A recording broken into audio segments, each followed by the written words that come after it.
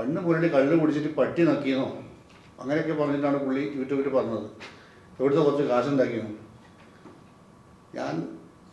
ഞാൻ കുടിച്ച് ഒരുപാട് തെരുവിൽ കിടന്ന ആളാണ്. ചിലപ്പോൾ പട്ടി നക്കിയെന്ന് എനിക്കറിയില്ല. ചിലപ്പോൾ എൻ്റെ അബോധാവസ്ഥ ചിലപ്പോൾ പട്ടി നക്കിയിട്ടുണ്ടാവും. ഞാൻ അത്രമാത്രം മോശമായിരുന്നു ഒരു കാലത്ത് മദ്യപിച്ചിട്ട്. അത് പറഞ്ഞാൽ എനിക്ക് ഒരു പേടിയില്ല, ഒരു മടിയുമില്ല.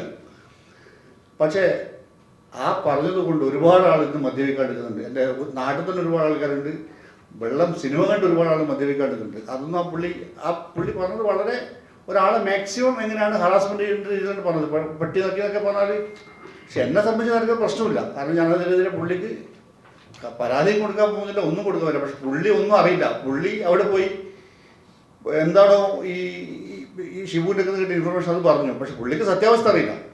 എനിക്ക് 1,60,00,000 മാത്രമേ ഉള്ളൂ. പക്ഷേ അവിടെ ഞാൻ പറഞ്ഞു ഒരു 50 കോടിയുള്ള ഒരു കമ്പനിയിൽ പുള്ളി ചീറ്റ് ചെയ്തിട്ടുണ്ട്. പിന്നെ ഒരുപാട് ആൾക്കാരുടെ നിന്ന് പുള്ളി പൈസ മേടിച്ച് തിരിച്ചു കൊടുത്തിട്ടില്ല. ഇതൊക്കെ അവിടുന്ന് കിട്ടിയ അറിവാണ്. അവരൊക്കെ പേടിച്ചിട്ടാണ് മുന്നിൽ വരെടുക്കുന്നത്. ഞാൻ ഒരു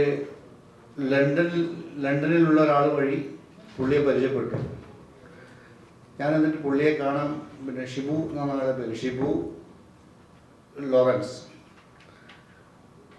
പുള്ളിയെ കാണാൻ വേണ്ടി ഞാൻ ഓസ്ട്രേലിയയിലേക്ക് പോവുകയും പുറത്ത് നിന്ന സ്ഥലത്ത് പോവുകയും ഒറ്റ നോട്ടത്തിൽ തന്നെ പുള്ളി എനിക്ക് കാഴ്ചയിൽ ബോധ്യപ്പെട്ടു, നല്ലതാണെന്നാണ് തോന്നി. അപ്പം പുള്ളി ഞാനും കൂടി അവിടെ ഒരു കമ്പനി രജിസ്റ്റർ ചെയ്തു. വാട്ടർമാൻ ടൈൽസ് Pty ലിമിറ്റഡ് എന്നുകൊണ്ട് ഒരു കമ്പനി രജിസ്റ്റർ ചെയ്തു. എനിക്ക് 35%, പുള്ളിക്ക് 65% ഷെയർ. അങ്ങനെ കമ്പനി രജിസ്റ്റർ ചെയ്തു. ഞാൻ തിരിച്ചു വരികയും പിന്നെ എൻ്റെ ഒരു പാർട്ണറുണ്ട്. ആ പാർട്ണറുടെ പേര് ഞാൻ പറയുന്നില്ല, കാരണം പുള്ളിക്കെതിരെ അവിടെ കേസ് കൊടുത്തിട്ടുണ്ട്. അങ്ങോട്ടേക്ക് അയക്കുകയും പുള്ളി മെൽബൺ ക്രിക്കറ്റ് കളിക്കാൻ പോയതാണ്. അങ്ങോട്ടേക്ക് പുള്ളിയും കണ്ട് ബോധ്യപ്പെടുകയും അങ്ങനെയാണ് നമുക്ക് തുടങ്ങാം, മുന്നോട്ട് പോകാമെന്ന് പറഞ്ഞ് 15 കണ്ടെയ്നർ ഞാൻ അയച്ചു. 15 കണ്ടെയ്നർ അവിടെ എത്തുകയും അതിൽ പിന്നെ ഒരാഴ്ച 2 ആഴ്ച കഴിയുമ്പോൾ എനിക്ക് മെയിൽ വന്നു, കുറച്ച് അത് ടൈൽസ് കംപ്ലൈൻ്റ് ആണ്.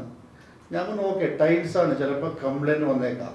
ഓക്കെ, ഞാൻ പറഞ്ഞു കംപ്ലൈൻ്റ് ആണെങ്കിൽ നിങ്ങളത് മാറ്റി വെക്കും, ഞാൻ തിരിച്ചെടുക്കാം. പുള്ളി അതിന് സമ്മതിച്ചില്ല. പുള്ളി പറഞ്ഞു ഒരു 16 കണ്ടെയ്നർ കൂടി താഴത്തിൻ്റെ കൂടെ നമുക്കിത് ഒരുമിച്ച് വെക്കാം. ഞാനത് വിശ്വസിച്ച് 16 കണ്ടെയ്നർ അയച്ചു. ഇതൊക്കെ നമ്മൾ സപ്ലയർക്ക് പൈസ കൊടുക്കാനുണ്ട്. പിന്നെ നമ്മളിത് ബിസിനസ് പറയുമ്പോൾ ഇവിടുന്ന് വാങ്ങി എവിടെ വെക്കും. ഞാനൊരു മാനുഫാക്ചറല്ല, ഞാനൊരു ട്രേഡർ മാത്രമാണ്.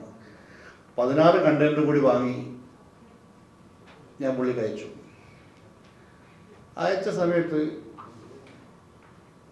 അന്ന് ഞാൻ പിന്നെ ഈ 16 കണ്ടെയ്നർ അയച്ച സമയത്ത് ഞാൻ അങ്ങോട്ട് പോയി. ആ പോയ സമയത്ത് പുള്ളിക്കൊരു കോൾ വന്നു. ഒരു തൃശ്ശൂർ സ്വദേശിയായ ഒരു സിനിമ നിർമ്മാതാവാണ് ആദ്യം.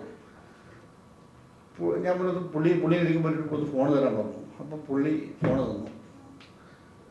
എന്നോട് നിങ്ങൾ അവിടെ നിന്ന് ഇറങ്ങിയിട്ട് എന്നെ വിളിക്കുമെന്ന് പറഞ്ഞു. അപ്പോൾ ഞാൻ അവിടെ നിന്ന് ഇറങ്ങിയിട്ട് ഞാൻ പുള്ളിയെ വിളിച്ചു.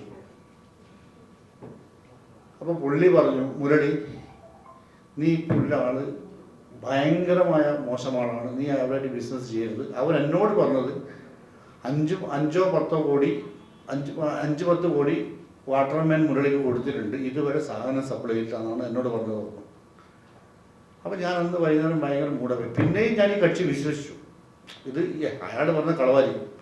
അപ്പം ഈ ഷിബു എന്നോട് ചോദിച്ചു, എന്താ പുള്ളിയായിട്ട് നിങ്ങൾക്ക് ഇത്ര മൂടപ്പോയി? ഞാൻ പറഞ്ഞു എനിക്കൊരു ന്യൂസ് കിട്ടി, അതൊക്കെ ഭയങ്കര ഫീൽ ചെയ്തു. കാരണം നിങ്ങളുടെ ഒരു പൈസ പോലും തന്നിട്ടില്ല. അത് നിങ്ങൾ പറഞ്ഞു 5-10 കോടി എൻ്റെ കയ്യിലാണ്, ഞാൻ നിങ്ങൾക്ക് ടൈൽസ് തന്നിട്ടില്ല.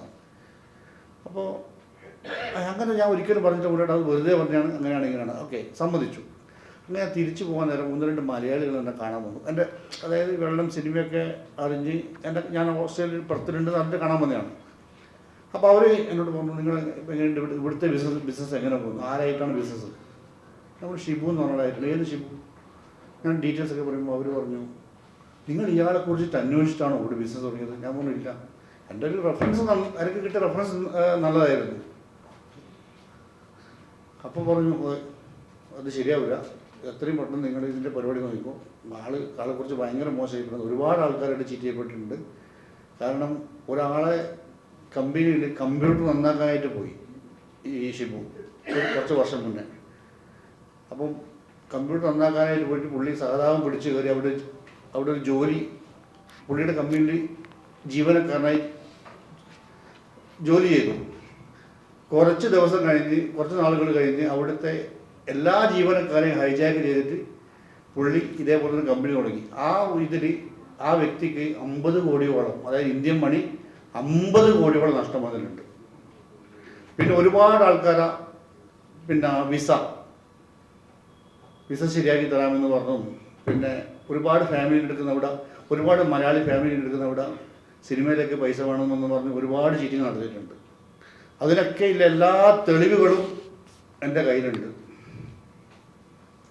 പിന്നെ പുള്ളിക്കെതിരെ 4 FIR ഇപ്പോൾ കേരളത്തിൽ രജിസ്റ്റർ ചെയ്തിട്ടുണ്ട്. ഒന്ന് സ്മിത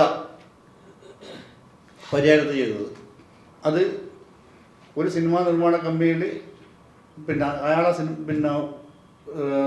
വൗ സിനിമ എന്നുള്ള സിനിമാ കമ്പനിയുടെ പാർട്ട്ണറാണെന്നും പറഞ്ഞ് പുള്ളിയുടെ 28 ലക്ഷം രൂപ മേടിച്ചു. ചോദിച്ച സമയത്ത് തിരിച്ചു കൊടുത്തില്ല. അപ്പോൾ അതിൻ്റെ ഒരു കേസ് നടക്കുന്നുണ്ട്.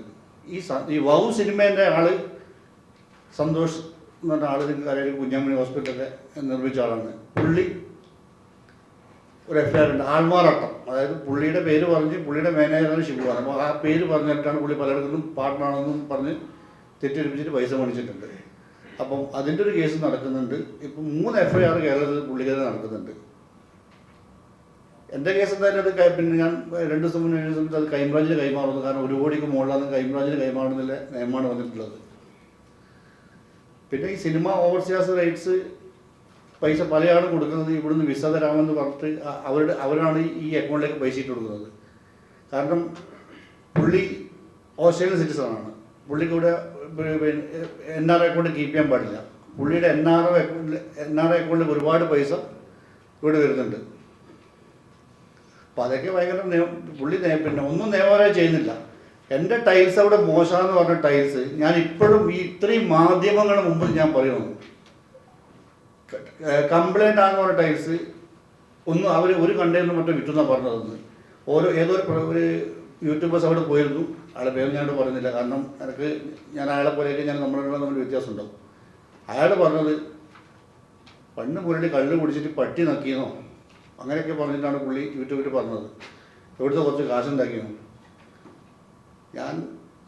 ഞാൻ കുടിച്ച് ഒരുപാട് തെരുവിൽ കിടന്ന ആളാണ്. ചിലപ്പോൾ പട്ടി നക്കിയെന്ന് എനിക്കറിയില്ല. ചിലപ്പോൾ എൻ്റെ അബോധാവസ്ഥ ചിലപ്പോൾ പട്ടി നക്കിയിട്ടുണ്ടാവും. ഞാൻ അത്രമാത്രം മോശമായിരുന്നു ഒരു കാലത്ത് മദ്യപിച്ചിട്ട്. അത് പറഞ്ഞാൽ എനിക്ക് ഒരു പേടിയില്ല, ഒരു മടിയുമില്ല. പക്ഷേ ആ പറഞ്ഞത് കൊണ്ട് ഒരുപാട് ആൾ ഇന്ന് മദ്യപിക്കാണ്ടിരിക്കുന്നുണ്ട്. എൻ്റെ നാട്ടിൽ തന്നെ ഒരുപാട് ആൾക്കാരുണ്ട്. സിനിമ കണ്ട് ഒരുപാട് ആൾ മദ്യപിക്കാണ്ടിരിക്കുന്നുണ്ട്. അതൊന്നും ആ പുള്ളി പറഞ്ഞത് വളരെ ഒരാളെ മാക്സിമം എങ്ങനെയാണ് ഹറാസ്മെൻറ്റ് ചെയ്തിട്ട് പറഞ്ഞത്. പട്ടി നക്കിയെന്നൊക്കെ പറഞ്ഞാൽ, പക്ഷെ എന്നെ സംബന്ധിച്ച് എനിക്ക് പ്രശ്നമില്ല. കാരണം ഞാനതിനെതിരെ പുള്ളിക്ക് പരാതിയും കൊടുക്കാൻ പോകുന്നില്ല, ഒന്നും കൊടുക്കാൻ പറ്റില്ല. പക്ഷെ പുള്ളി ഒന്നും അറിയില്ല. പുള്ളി അവിടെ പോയി എന്താണോ ഈ ഷിബുവിൻ്റെ കിട്ടിയ ഇൻഫർമേഷൻ അത് പറഞ്ഞു. പക്ഷെ പുള്ളിക്ക് സത്യാവസ്ഥ അറിയില്ല. പിന്നെ പുള്ളിയുടെ പല ആൾക്കാരും സിനിമാ മേഖലയിലൊക്കെ സപ്പോർട്ട് ചെയ്യുന്നുണ്ട്. അവർക്കും ഇപ്പോഴും സത്യം മനസ്സിലാക്കിയാൽ എനിക്ക് അത്ഭുതത്തോടെ ഞാൻ ശ്രദ്ധിക്കുന്നത്, ഇവരെന്തിനാ പിന്നെ ഇയാളുടെ കാര്യത്തിൽ ഇടപെടുന്നു. കാരണം പരിയാരം പോലീസ് ഈ കേസ് അന്വേഷണമായിട്ട് ബന്ധപ്പെട്ടിട്ട് ചമ്മക്കുളത്ത് പോയി. അന്വേഷണ സമയത്ത് പോലീസുകാർക്ക് കിട്ടിയ വിവരം ഭൂലോക ഫ്രോഡാണെന്ന് ഇയാളാണ്. കാരണം എല്ലാവരും അങ്ങനെയാണെങ്കിൽ ഈ സമൂഹം മുഴുവൻ കളവർന്നിരിക്കണം ഇയാൾ ശരിയാണെങ്കിൽ. എൻ്റെ പൈസ 1,60,00,000 രൂപ എനിക്കിപ്പോൾ കിട്ടാനുണ്ട്. എനിക്ക് ഓഷൻ ഫ്രീൻ്റെ പൈസ പിന്നെ ഒരു $12,000 മാത്രം എനിക്ക് തന്നിട്ടുണ്ട്.